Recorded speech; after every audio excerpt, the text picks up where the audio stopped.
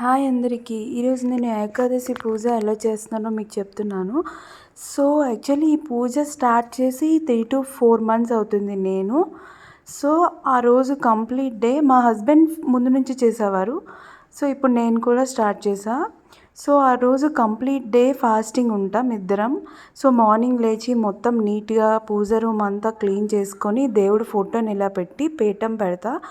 పెట్టిన తర్వాత నేను ఈ ప్రమిదలు చేస్తాను. ఇది గోధుమ పిండి, బెల్లం, తేనె కలిపేసి ఇలాగా ప్రమిదలు చేసి దేవుడికి పెడతాం. ఎందుకంటే వెంకటేశ్వర స్వామికి ఈ ప్రమిదలు అంటే చాలా ఇష్టం అని అంటారు.